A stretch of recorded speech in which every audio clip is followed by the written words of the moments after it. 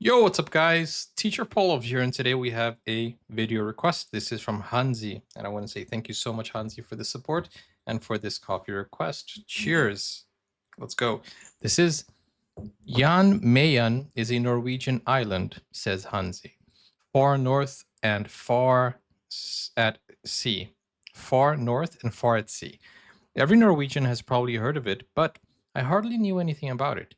I think this is the case for many Norwegians. So let me know, guys, in the comments down below if you know the mysteries of Jan Mayen. I found this video very informative. Let's learn about Jan Mayen.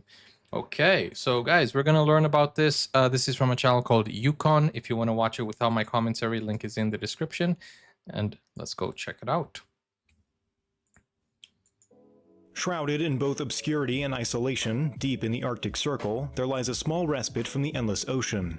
From the eyes of any sailor approaching its gravel shores, it would be hard to miss the beautiful snow-capped peak jutting awkwardly from the surrounding water. This is Jan Mayen, a tiny volcanic island situated roughly 280 miles or 450 kilometers off the eastern coast of Greenland, secluded. Wait a second. No, never mind. I was going to ask about the volcano and the snow and you know, never mind. In the frigid Arctic Ocean. Considering both its size and position, it's no surprise that most people know nothing about it. Even those who do probably know very little outside of its location. So what makes this relatively puny rock so interesting, and why is it worth Norway's talking about only in the first volcano? place? Jan Mayen, despite its incredible distance from the European shore, active? is a part of Norway, being administered by the Norwegian county of Nordland since 1995, with a degree of autonomy placed in the hands of the Norwegian Armed Forces due to a comparatively high military presence on the island. Jan Mayen is a somewhat oddly shaped island featuring a larger, rounded section to the north named Nordjan, and a smaller, ovular area to the south called Looks like a chicken leg. both of which are connected to each other by a thin isthmus. The bulk of the island is at the north end, where the Berenberg volcano is situated. Standing at a height of 7,470 feet, or 2,277 meters, and a diameter of 9.3 miles, 15 kilometers, at sea level, Berenberg is the world's northernmost volcano and is the only active volcano in Norway, though the last eruption occurred in 1985. Yo, 1985, that's pretty recent. You know, that's before I was born, but it's still recent, you know. Right? Or how often do volcanoes erupt around the world? The southern portion of the island is notable for its almost vertical cliffs, which jut from the coastline, though the tallest point, Rudolftoppen, is a mere 2,500 feet high, dwarfed by the volcano. At a size of only 144 square miles, or 373 square kilometers, roughly the size of the Isle of Wight in England, Jan Mayen is easily overlooked on global maps. Due to the volcanic nature of the island, there is little vegetation. What is there mostly consists of moss or grass, with the soil being mostly composed of gravel and volcanic rock. There are two lagoons on the island, Sør Laguna and Nord Laguna, translating to South Lagoon and North Lagoon respectively. Very creative naming conventions on this island. Both of these lagoons are located on the isthmus, the part of the island that lies at the lowest elevation. A fun fact about Jan Mayen is that it's actually considered to be a microcontinent by geologists, meaning that it's a fragment of continental crust that has been separated from its parent tectonic plate, in this case being the Greenland plate. This puts the island in the same class as other, larger microcontinents such as Madagascar or Zealandia. The position of the island on the divergent Mid-Atlantic Ridge, the same ridge which Iceland... It's pretty cool to learn about the many continents out there that we didn't know. Well, at least technically. You know, Hansi says, yeah, creative names indeed. Yeah, just name it as you see it. Oh, it's a lagoon. Okay, so let's name it a lagoon. Sits on, explains both the high amount of geothermal activity in the area and the island's initial forming. Despite the heat which bubbles underneath the surface, Jan Mayen is, as you can imagine, quite cold. Its climate is defined under the Köppen climate classification as tundra, meaning the average temperature of the warmest month does not exceed 50 degrees Fahrenheit or 10 degrees Celsius. From data collected between 1991 and 2020, the average high temperature in August, the warmest month, averages 46.2 degrees Fahrenheit, or 7.9 degrees Celsius, and the average high in March, the coldest month, averages 25.3 degrees Fahrenheit, or -3.9 Celsius, when measured at the Olankenbyen weather station. The reasoning behind the relatively small temperature shift between warmest and coldest months can be explained by the surrounding ocean. According to Astrid Lisa of the Geological Survey of Norway, the island is the only landmass in the northern hemisphere where warm and cold ocean currents meet. The East Greenland Current to the west and the Gulf Stream to the east. This makes the island incredibly vulnerable to climate change and shifts in water temperatures, as these competing currents are necessary for the homeostasis of the land. The island That is so crazy because not only the water or the currents, warm versus cold, but the volcano in the snow also. So the warm Atlantic water mixes with the cold polar water, and the volcano mixes with the with the snow as well. It's pretty interesting. The island has been described as having foul weather year-round, mostly due to the high number of overcast days. The average precipitation is around 51 inches a year, which might not seem incredibly high, similar to New York City's average, but it's more spread out with an average of 242 overcast days per year, making it cloudier than Anchorage or Seattle, the US's two most overcast cities. The largest settlement on the island, Olonkembien, boasts a blisteringly high population of about 35 maximum during the summer season, being complemented by various small outposts consisting of a few buildings dotted around the island, such as Pupabu and Frendenland, People live there? both of which I know I'm pronouncing incorrectly. The one and only road in the entirety of Jan Mayen is called the Jan Mayen. I thought it was inhabited. No. What's the word? Uninhabited. But people live there. What? I guess it's like Svalbard. They scientists live there, and people like live there to do tests and stuff like that. It's mostly for work on the island, right? Outposts consisting of a few buildings dotted around the island, such as Pupabu and Frendenland, both of which I know I'm pronouncing incorrectly. The one and only road in the entirety of Jan Mayen is called the Jan Mayen Vein, and runs between Olonkembien and Pupabu. With no permanent population, those who temporarily call Jan Mayen home for short stays around the year consist solely of military personnel or meteorological research scientists. During the winter months, this population may fall as low as 10 people or less. The main method of entry and exit from the island is through air travel, with planes landing at regular intervals throughout the year at the rudimentary Jan Mayen's Airport, a gravel runway that can be incredibly treacherous to land at depending on weather conditions, as it lacks all but the most basic forms of navigational aid. Dude, break! Ships make occasional trips to the island, bringing essential goods during the summertime, though as Jan Mayen does not have a harbor, these ships must drop anchor along the coastline.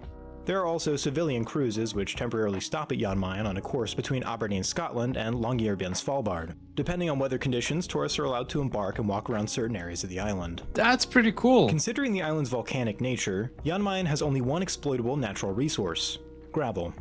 As such, there are essentially no exports from the island outside of scientific research, and the entirety of the functioning economy is confined to services surrounding the upkeep of military and meteorological stations. Have any of you been there? The water surrounding the island is abundant in fishing resources, which Norway is happy to utilize as their ownership of the island allowed for them to establish a 200 nautical mile, or 370 kilometer, exclusive economic zone surrounding the coastline in the 80s.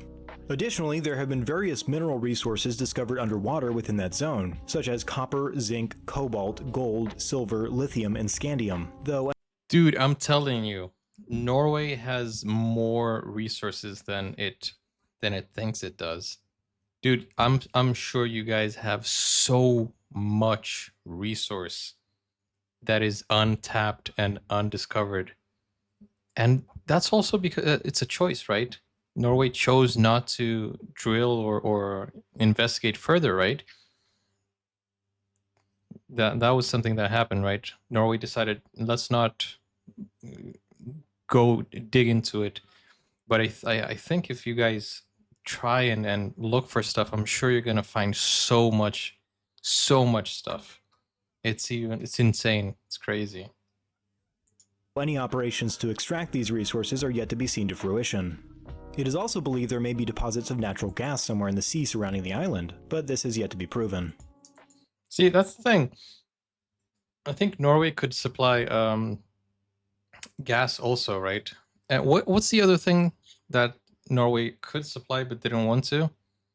There was something else that we saw last video that you guys don't want the government to go after. I know windmill is one of the things that you guys don't want the government to implement, right? Can't remember exactly. I think there are people who are against windmills in Norway or something like that. Owing likely due to the remoteness and difficulty of sailing to the island, Jan Mayen had no indigenous population, but was rather visited and abandoned by various groups throughout the centuries. It is thought that the island was first reached by the Vikings during the early medieval period. A reference to a land called Svalbard can be seen within the Viking book Landnámabók, translated as Book of Settlements, and is currently surmised to be referring to Jan Mayen. The name Svalbard would later be given to a different island, perhaps incorrectly, as there is a degree of ambiguity as to which landmass the Vikings wrote about. The direct translation from Landnámabók states, "From Langanes on the north side of Iceland, it is 4 dögr sea to Svalbard on the north of Hafsbotn."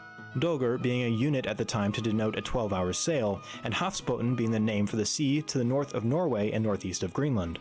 Considering how much closer Jan Mayen is than Svalbard from Iceland, it seems more likely that this 48-hour journey would have landed them at the former, as it currently takes around 2 to 3 days to make the same journey with modern technology. Regardless of the validity of this claim, there are no other mentions of Jan Mayen until the 17th century, wherein rivalries in the whaling industry between the Dutch and English led to a resurgence in Arctic exploration. Historian J.M. Wordie, in his book The Geographical Journal, wrote, "Owing to this trade rivalry, it is not always certain whether contemporary statements can be treated as reliable or whether some might not be forgeries. The discovery of a new field such as Jan Mayen might moreover be kept secret on economic grounds." The British believe the island was discovered by a man named Henry Hudson, due to the writings of 17th century whaling captain Thomas Edge, who, mistakenly referring to Henry Hudson as William Hudson, wrote the following in his journal. "In the year 1608, the said fellowship set forth a ship called the Hopewell, whereof William Hudson was master, to discover the pole, where he gave names to certain places, upon the continent of Greenland formerly discovered, which continue to this day. And in ranging homeward he discovered an hand lying in 71 degrees, which he named Hudson's Touches." This... I love that in Old English, there used to be like double letters, like year, the way they spelled year and the way they spelled he. Certain. Yeah, Old English is pretty cool, but I like what they did because they kind of like simplified it, and language has been simplified throughout the years as well. Even the other languages, like my own language, has been simplified. I was gonna say something. Hansi said the windmill is a hot button issue. I still don't understand it. We probably should look into it as well, right? Just to get the full picture, I guess. Hudson's Touches, Edge posits, was Jan Mayen, though this claim is incredibly dubious, as Edge was known to tell tall tales and embellish the truth, and since this story has been determined to be decidedly false. The Dutch claim of discovery by a man named Jan Jacobson May van Schellenhout holds somewhat more credence, so much so that the island currently bears his name. According to Lawrence Hackbird of the Arctic Center at the University of Groningen, the island was initially discovered by Englishman John Clark on June 28, 1614, a man working for a Dunkirk-based sailing firm, who was shortly or concurrently joined by 3 Dutch ships. 2 of these ships were commissioned by Dutch whaling company NORGE Company, while the other was commissioned by shareholders of the firm. It is this final ship... Now, Dunkirk also has some history there. ...that was captained by Jan Jacobson May van Schellenhout. It wasn't until 1620 that Dutch mapmaker Willem Jans Blauw named the island after him, marking the name Jan Mayen in geographic history forever. Perhaps if an English mapmaker would have been as prominent as Blauw, the island would currently be named Clark Island, but who knows. Upon the return of the Dutch ships to Holland, there was an convenient withholding of the island's discovery from the States General, the Dutch administration at the time. The ship responsible for reporting the discovery to the NORGE Company, one originating from the Dutch city of Delft, successfully relayed the message to their employer. For reasons that will shortly be elucidated, the NORGE Company decided to omit this information from the States General, whilst the Dutch fleet was under the assumption that the government was aware of this new island's discovery. The reason that the NORGE Company withheld the discovery had to do with whaling rights. Effectively, the company wanted to whale unimpeded without government oversight on Jan Mayen, a desire they saw to fruition the following year with a return to the island, usurping the entirety of the whaling profits for themselves. Eventually, news of this bled its way into the understanding of the company's shareholders, leading to a litany of arguments and judicial disputes, so much so that in official Dutch documents at the time the island was referred to as Eiland in Kwestie, or Island in Dispute. After much deliberation, in 1616, the States General decided to allow whaling rights both to the NORGE Company and to the shareholders separately, forcing them to share both the resources and the profits, beginning in 1618 for a period of 4 years. The shareholders named... But what is it for? Like, is it whale meat? Or is it for skin? What is the... Wait, do you guys know what the what they use it for? Their company, Kleine Nord's Company, meaning Small Nord's Company, and Fat exercised their oil. right to whale on the island until 1622. It was shortly after this time that the whaling industry on Jan Mayen really kicked into high gear, with an average of 5 to 10 ships arriving on the island annually, both to bring supplies and to ship whaling products back to the mainland. During this time, there were approximately so 200 sad. men working and living on the For the island during oil. peak whaling seasons, with 6 base camps set up in various bays along the western shore. These camps were only existent seasonally, with tents and copper blubber cooking furnaces being constructed and deconstructed at the beginning and the end of each season. In 1624, the first permanent structures were built in the South Bay and the North Bay, though some were washed away by a combination of the sea and storms in the winter months. In 1628, 2 fortresses with batteries were established on the island in order to protect the industry from sailing companies French in and both British. Dunkirk and the Basque Country, 2 groups highly interested in the whaling resources offered by Jan Mayen. Despite these fortresses, in the off-season of 1632, 2 Basque ships were able to make landfall on the island, wherein they destroyed infrastructure and stole around 600 casks of oil and approximately 200,000 pounds of Dude. whalebone, costing more than 100,000 Dutch florin in damages, Always equivalent to a little diluting. over $1 million today based on silver conversion rates. The following winter, the Nord's Company left behind a group of 7 men to defend the island, all of whom died due to either exposure or trichinosis, a disease Dude, imagine looting like 1 million in just one raid. which can be the result of eating polar bear meat. Following this, whaling activity on the island went into harsh decline due to overhunting. By the late 1640s, the Greenland whale and beluga populations were so low that whaling Oh, no. operations became unprofitable, and the island was largely The beluga is so cute, and there's a plane which is named after and designed after a beluga. Have you seen the beluga airplane? That is, man, that is so sad. Nord's Company. I feel like it should probably be Nordse or Nordsea. Okay. were so low that whaling operations became unprofitable, and the island was largely left abandoned for almost 2 centuries. Accounts of the island during the so-called Forgotten Centuries are scarce, and it's thought that it was only visited sporadically by seal hunters and trappers.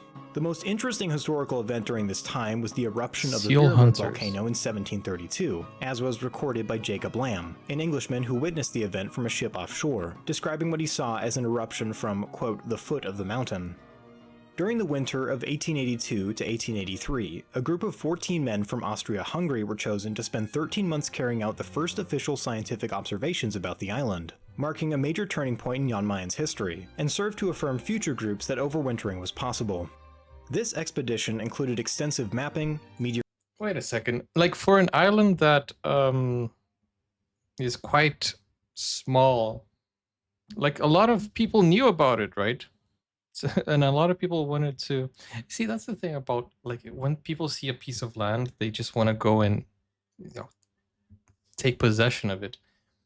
But honestly, look, it's a horrible thing, and I hope things have changed, but I doubt it. The thing is, like, it feels like well, not we, but the governments, or human in general, they don't know where the limit is, right? They explored the whales industry so much to the point that it wasn't profitable enough, and they almost had these whales in extinction, which is crazy. And that's what we're also doing with the resources that we have. We overconsume so much, and that is just sad. And the waste also, it's so crazy to think that we waste so much food. Well, not we, because I don't personally do that, but I actually overeat because of my problems with not throwing food away. Um, it's just something that I try not to do. Wastage is something that I just really, really hate. meteorological work, Earth magnetic studies, observations about auroras, astrological phenomenon, and hydrography. This research trip proved to think be we should incredibly have fruitful balance, and right? spurred further similar expeditions moving forward. In the early 20th century, Norwegian trappers began to exploit the island's natural fox population for their pelts. Foxes One of too. the trapping shelters used during the winter of 1908 to 1909 still stands, though just barely, and is the oldest building, if you can call it that in its present state, on Jan Mayen today. Echoing the rise and fall of the whaling industry, trapping became unprofitable by the 1920s, as the fox population was driven to near extinction. See, that's In the thing. That's what I'm 1921, saying. the first ascent of I mean, I know that there are some regulations out there, and I think we're learning as you know, as a species, because there are rules, and you can only hunt during some specific seasons.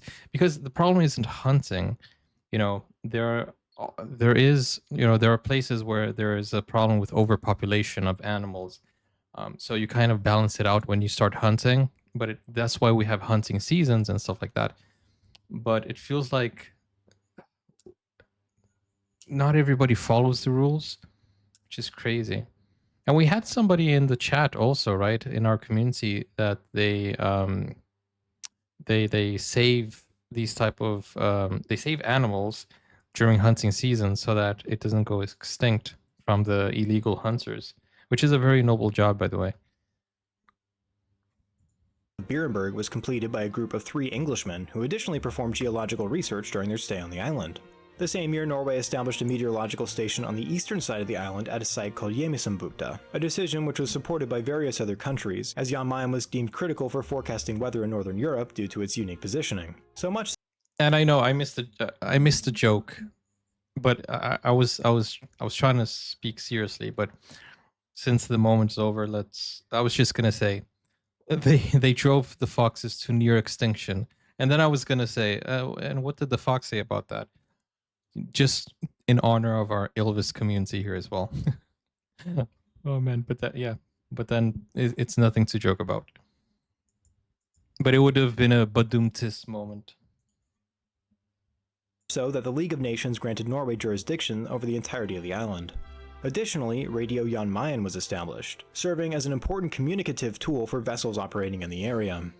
Throughout the next decade, Norway gradually annexed the island and officially incorporated it into the Kingdom of Norway on February 27, 1930. The weather station was actively maintained by 3 or 4 men for a year at a time, even during the German occupation of Norway in 1940, as these men refused to leave their posts in an act of defiance against their occupier, opting to send their crucial weather reports to the United Kingdom instead of Nazi Germany. Recognizing the importance of these weather reports, the British codenamed Jan Mayen Island X and made attempts to reinforce Norwegian presence through the usage of their own soldiers. The initial attempt proved to be unsuccessful, however, and the station was abandoned for a year beginning in September of 1940.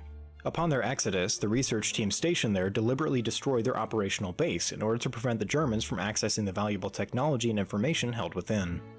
The strategic value of the island, as well as ties between it and the UK, did not go unnoticed by the Germans, who made several attempts to establish their own meteorological team on Jan Mayen, all of which were unsuccessful, being thwarted by Allied intervention as part of the so-called weather war in the Arctic. In summary, due to the strategic importance of weather reports in naval warfare, the Allies placed a heavy emphasis on preventing Axis powers from establishing weather research stations across the entirety of the Arctic region. Upon the return of the Norwegian research team to the island in 1941, the rebuilt stations served to solely relay their weather reports to both the UK government and the Norwegian government in exile based in London.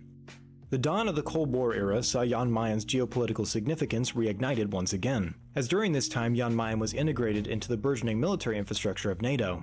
In 1959, NATO made the strategic decision to build a long-range navigational network, also known as LORAN-C, and Jan Mayen was chosen as one of the key transmitter sites. This decision marked a major military investment in the island, transforming it into a vital component of NATO's surveillance and navigational capabilities in the Arctic region. By 1961, new military installations, including the Jan Mayen's Airport, became operational, which provided and still provides a crucial link to the outside world, as I mentioned earlier. Throughout the latter half of the 20th century and up until the present day, the island has experienced a prolonged peace, serving as an incredibly important base for varying degrees of scientific research, and as a point of strategic significance for the Norwegian military. Right now, the majority of research conducted on the island is of a meteorological nature, with heavy emphasis on climate and environmental studies. Some examples of ongoing research include monitoring snow samples for the presence of black carbon soot, solar radiation observations, and glacial measurements. Scientific teams are present on the island year-round, and are working incredibly hard to further our knowledge about the Arctic climate. Mayen is an island whose historical and geopolitical influence far overreaches what one may have expected due to its size and location. Throughout history, it has served many purposes, many of which have been exploitative. However, the natural beauty of this barren rock is still apparent to all of whom are lucky enough to see its shores with their own eyes. Though few will have the pleasure of ever setting foot on Mayen, and even fewer the experience of a prolonged stay, I think we can all agree that this tiny island punches far above its weight. Hey guys, thanks for Indeed. watching. I just wanted to briefly let you all know that my hiatus from YouTube has come to an end, finally, and I'm back doing this stuff full time, so expect some trucking videos on their way soon, and feel free to let me know if there are any other topics you'd like Some me to trucking cover. videos. I really appreciate I all thought of he your was support, swearing and I'll for see a you second. soon. Okay, go check him out and support the channel. Pretty cool video. See, here I was thinking that this island is famous, or this island is spoken about because of its significant volcano, the active volcano. And it's not actually what the video was about. There was just one mention about the island being an active volcano, and it last erupting in 1985. But the whole the whole chunk of the video was how important it was, like during the war and for um, economic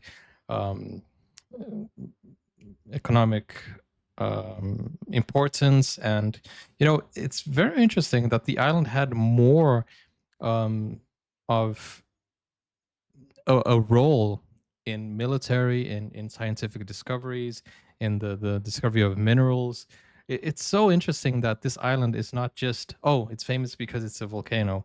No, that's not even the tip of the iceberg, or the tip of the volcano. That is only the tip of the iceberg, I mean. But the fact that it has so much more importance, and that's interesting. And now it's used for from what I see, it's always, at least for the past generations, have been used to predict the weather, and it's pretty cool, pretty interesting. I thought it was going to be only about like a volcano. Okay, it's the only active volcano in Norway, and it's interesting because it's kind of like an icy volcano, but not that's not it. It has more to it. And as I said, I think if there are more scientists, or if there's more investigation, if there are people who dig into it and properly like research more of it, I'm sure we're gonna find so much things. Hansi here in the chat said he would like to go there and look for specific bugs and maybe new species. I don't know, which is pretty cool.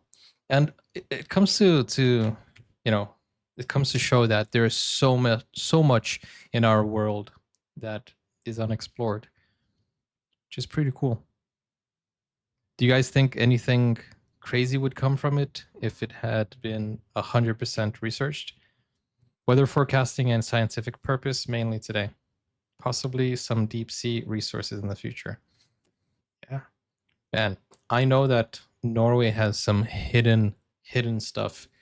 As soon as you guys tap into it, then it's crazy that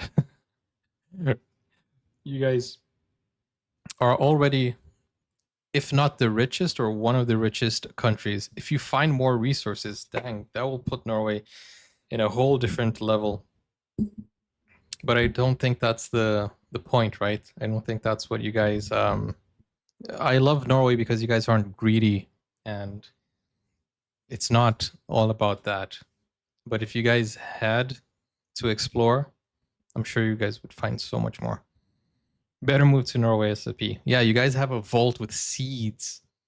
Dude, you guys are ready for the apocalypse, for the end of the world. Anyways, thank you for watching. Don't forget to join me on Twitch, like, subscribe to YouTube.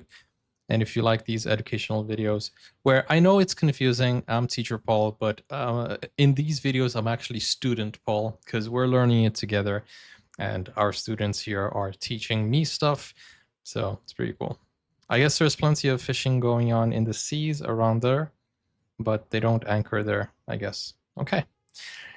Click over here to watch more videos, and click over here to request a video. I'll see you soon, guys. Take care. Bye-bye.